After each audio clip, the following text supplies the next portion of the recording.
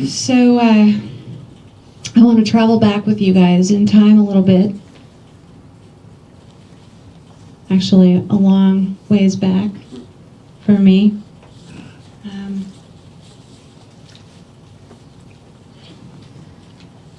I was just a little bit younger than I am in this picture. This is me when I was almost 2 years old.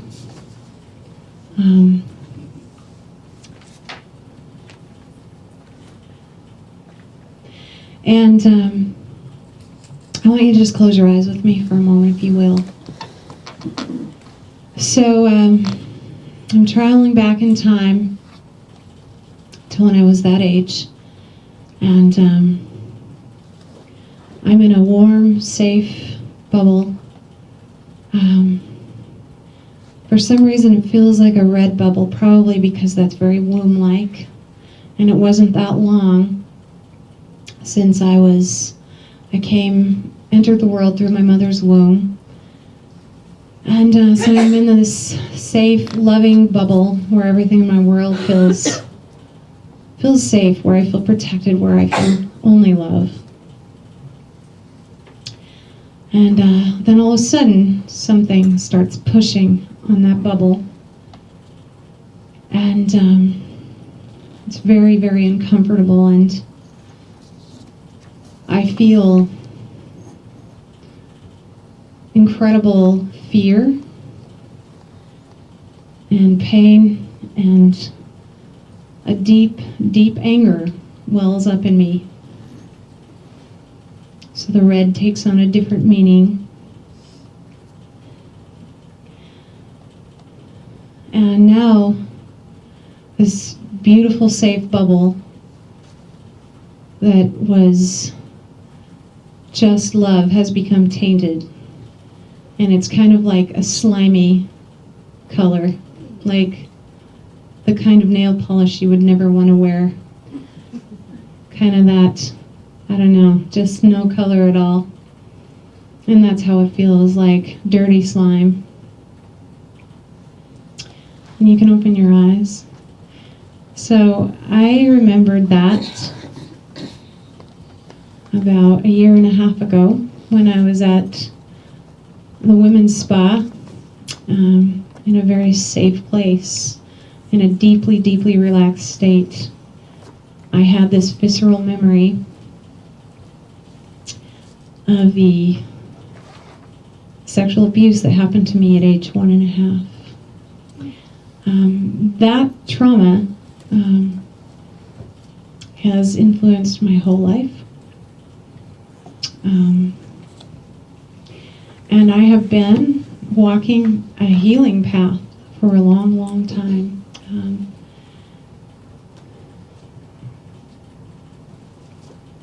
So I want to jump ahead a little bit. Well, first I want to say that that experience, another metaphor for it, is like being in the Garden of Eden, the garden of beauty and wholeness, and then so this is like a mural, and then all of a sudden it's shattered. So the mural is still there, the beauty is there, but now instead of feeling whole, it feels like it's in pieces. So I've lived most of my life with that feeling inside. I'm going to jump ahead a little bit in time to age 6. I remember witnessing cruelty for the first time at age 6 in first grade. There was a little girl in my class who was being singled out by some girls who were, for whatever reason, were choosing to be cruel. This little girl did not have much money, but her dad owned a gas station, her parents, and he always gave her father change that she had in her little purse, and it was very coveted by these mean girls. And so one day they were pretending to be her friend, and they said to her, and I was witnessing this, they said, "If you'll give us some of this money, this change, we'll be your friend."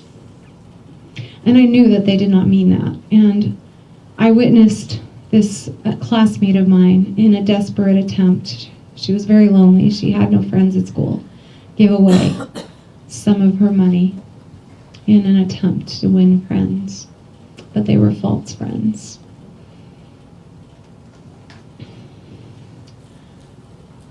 I'm going to skip forward now to a year later at age 7. I had a best friend.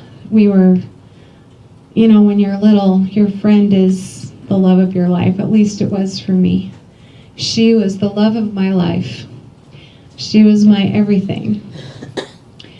I didn't need a lot of friends. I just needed her. But she was very popular, unlike me. And one day she came to me in our hometown after school. She said, "Can we go for a walk?" So we did. And she said, I want to know what it's like to play with these mean girls. I'm just really curious. She said, I love you and you're my best friend. So I told them that, and they said, well, the only way that we'll let you play with us is if you stop playing with Jessa. That's what these girls said. And they were the same mean girls, by the way, who took the money from the girl in first grade. So my best friend, it was quite amazing because she was so conscious in how she said it to me, and I remember feeling a tremendous sorrow, but knowing that I needed to let her go to experience what she needed to experience. So for that whole year, I was very, very, very lonely. At the end of the year, she came back to me and said, I love you, you're my best friend, and I don't like playing with them. And we were inseparable after that, until she moved in junior high. So I've shared with you a couple of images, a couple of very impactful events in my life. We all have them. And from 0 to 7 years, those events seem to impact us in a maybe not more meaningful or deep way, but there's a real blueprinting of our lives going on in those formative years. And so I've shared with you 2 very major events that have formed images in my life. And what I mean by an image is something that happens in a time of trauma, usually, or stress. It can also happen in times of joy, and that's where we're aiming for, is to repattern it. But that trauma, that stress, forms an image that was meant to be temporary, but unfortunately it gets carried forward in time and it starts to become a train, and that train is a pattern, right? And so then, if we choose to, we can look back and see how these choices have shaped our lives and these patterns. So,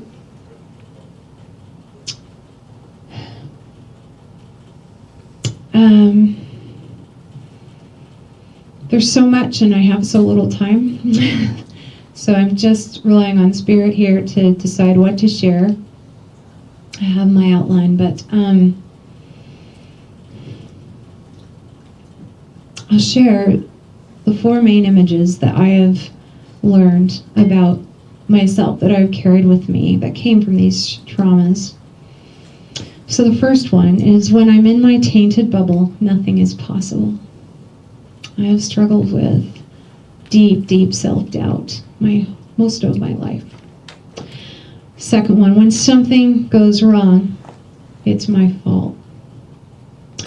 And I have recognized in my healing journey that I got this from my mother, because when she was guided to take me away from the babysitter, and the babysitter's husband molested me, she was getting guidance, but she was busy and distracted, and she was only 19 when she had me. She was barely a child herself, but she was not there to protect me, and it has been a deeply sorrowful thing for her whole life. So I picked up on this blueprint of, when something goes wrong, it's my fault. So I've carried that with me my whole life. The third one, when I open my heart to love, then I will be abandoned. And that came from both the abuse, the trauma, and from my best friend, leaving me. So I can see in my life a pattern of creating one relationship after another that has been just like a time bomb waiting to go off, and on some level or another feeling abandoned. And the fourth one is, when I speak my truth and ask for what I need, I feel unworthy to receive it. So that's my fourth image that I've carried with me. So about 3.5 years ago, and I've been on a healing path and in one way or another for a long, long time, and drawn to healing modalities and being reflective. But a very, very special opportunity arose for me. A close friend of mine bought my tuition for something I felt very drawn to called Wilderness Fusion. And there are many modalities of healing out there and in here. But this one really spoke to me, and it's an intensive workshop that happens every 3 months. And it goes on for 7 years if you wish to do it that long. We have classes on Vashon Island, and it's an earth-centered healing course in which we go back to our tree of life. We look at the traumas that happened to us. We identify our images and our patterns. And then we start to create anecdotes or contradictory images that help us bridge what we don't want to keep creating in our lives, that come from these broken images to what we really want to manifest. But that doesn't happen overnight. It takes time. And so I have been very, very, very blessed to be in this path. I've grown so much. And I want to share with you through this process of self-discovery how my images are changing. So remember the first one, when I'm in my tainted bubble, nothing is possible. So my new image that is helping me make a bridge to where I want to be in my life is when I focus on what is possible, everything changes. Nice. When I focus on what is possible, everything changes. And then the image of when something goes wrong, it's my fault. Here's my contradictory image to that. It's not the opposite image, but it contradicts the one that I don't want to live anymore, that does not serve me anymore. When something goes wrong, I ask, what is mine? What is yours? What is ours? This one is helping me so much. And it's helping me lift a heavy burden from my shoulders that I don't need to carry anymore. The third one, this is a big one, right? And you know what I've learned in my healing is that the images that we share we have so much more in common than we don't, right? I mean, I see a lot of heads nodding. I feel I'm not alone when I share this with you. And we all have slightly different versions of these, and of different ones. So, feeling abandoned when I open my heart to love, my new contradictory images. As I am true to the love in my heart, I can never be abandoned.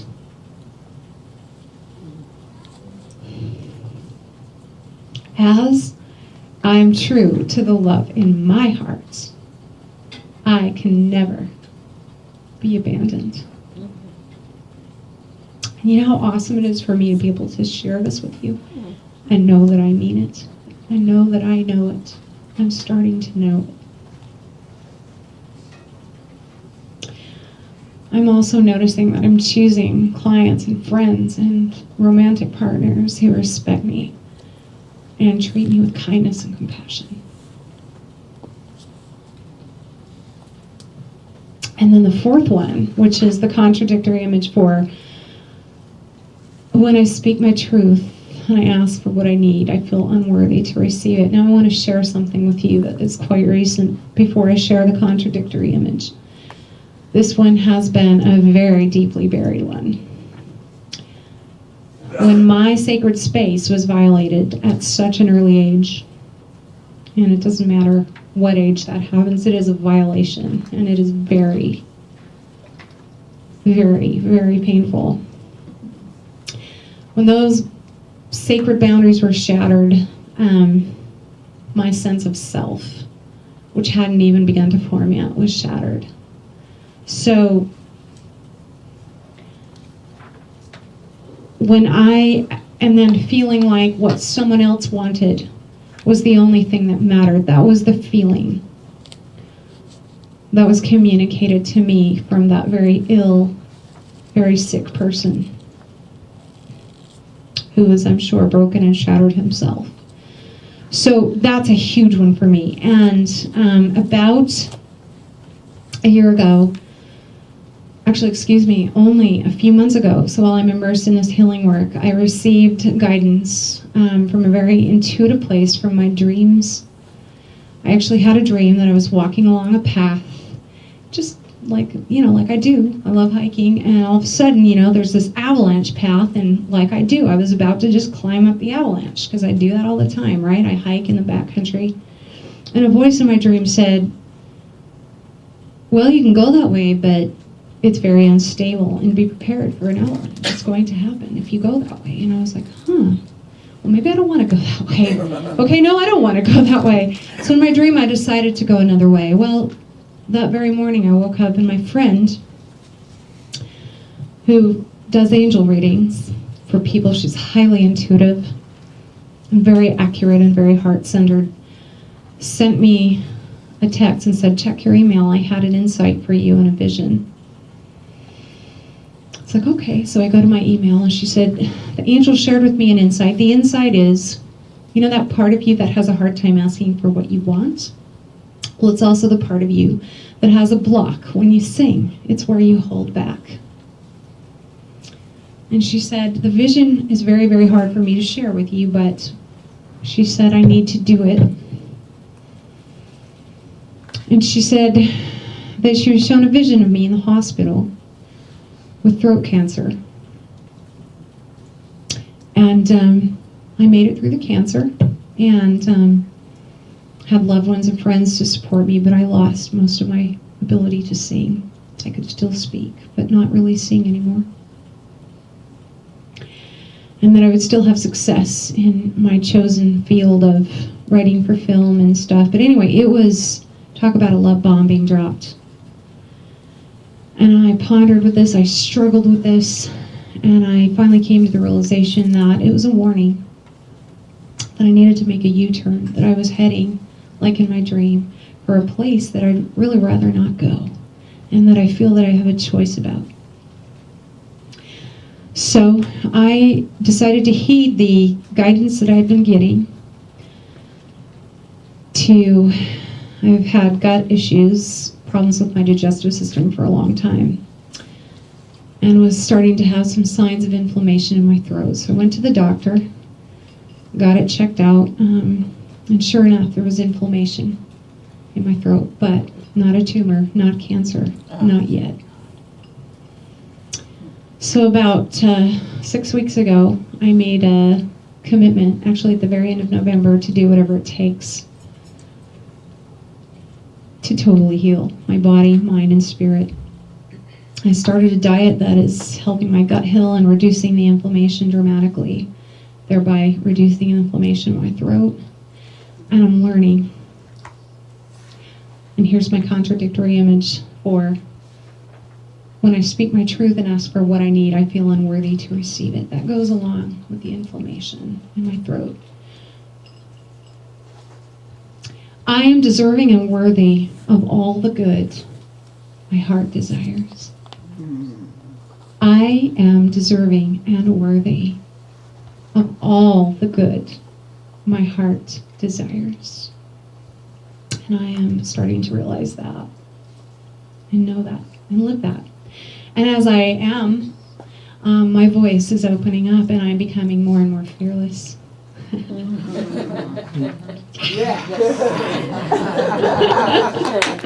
Yeah, along with you guys, right? Because we're all here being that and living that together. Thank you. And I think my time is about up for the talking part, right? There was something. I want to share with you a short passage. So in my healing group, and this is a healing group, I love being part of your community. I feel instantly like we are from a branch of the same tree. And with my Wilderness Fusion group, there is a similar closeness that I sense exists here amongst you guys. And I want to share with you. So what we do is we actually do healings for each other as we're learning, as we're healing our own In order to be healers, we must heal our own wounds, and we help each other. And this is some words that a classmate shared with me after a healing that she did for me. And it ties into what I've shared with you. So this is at my house. Jessa lit a candle and turned off the lights and settled in on her bed with her head at the foot of the bed. I began at her primal. In our healing, the primal is the part of the brain that remembers everything, right? It's where all of our memories are stored. And asked what was needed. I felt myself settle into my body, and I gazed out the window at the wind as it whipped through the trees. By the way, we use nature as both literal healing help for us and metaphor. I felt a lump in my throat as if I was angry, so this is her tuning into me. I sat with those feelings as I watched the window, and as I began to breathe deeply, the wind died down. I moved to her heart. There was heaviness, a feeling of grief that I was familiar with.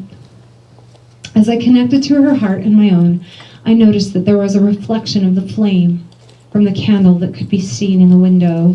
It reminded me of the fire element, of joy, passion, and anger, and how these emotions are so closely intertwined. How can you feel joy, passion, if you do not allow yourself to feel their counterpart of anger as well?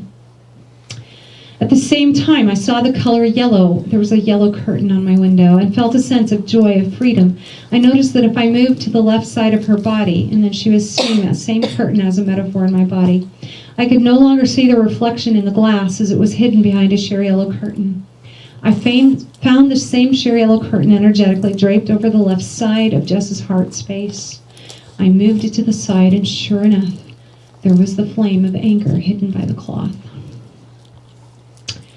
So my mother, there's no one I love more or more close to in the whole entire world than her.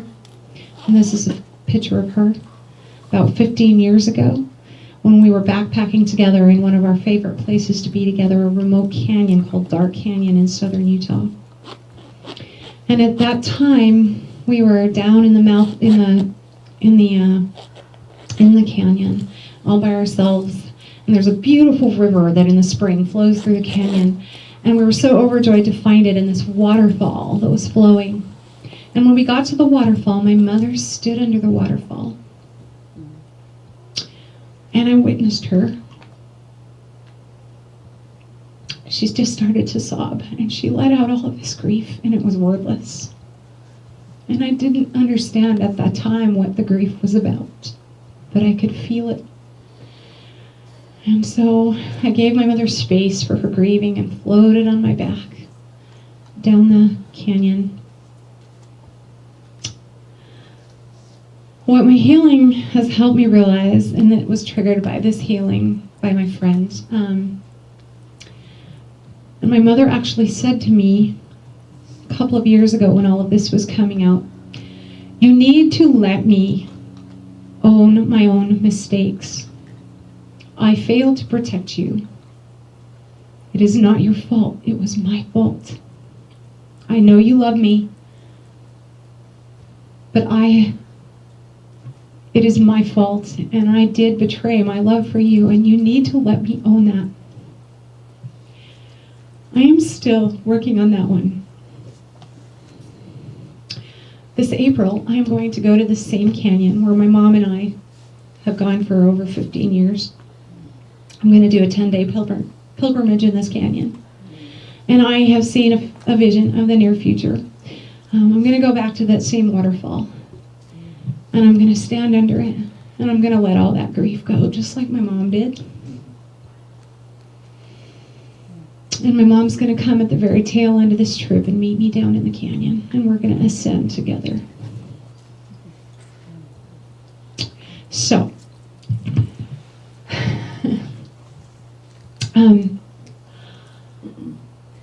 this is the first time I have shared this story in public, and I love and trust you guys and feel like I need to start sharing my story because my music is so intertwined with it, and we all are artists. In your beautiful reading, I just really felt that deeply.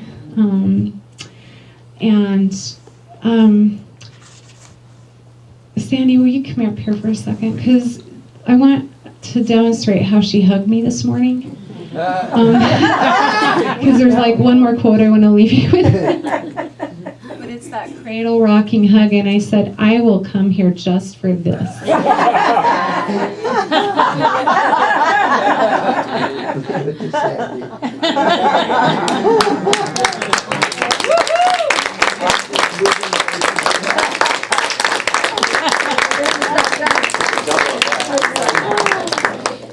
Well, she needs to know that.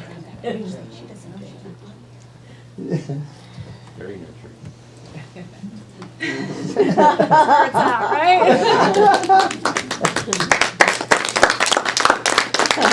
So the quote I want to leave with you that is just so beautiful. So I had this red-winged blackbird friend that hung out at one of our favorite sanctuaries. He was my familiar, and he and I sang to each other. Every time I would go there, he would come. And, you know, when I first met him, he was looking for his mate, and he was, like, I felt like he was, he was sad, but he was also expressing all this beauty and all this joy. And he and I developed this connection, I kid you not. And anyway, and it's not going to come up when I need it to.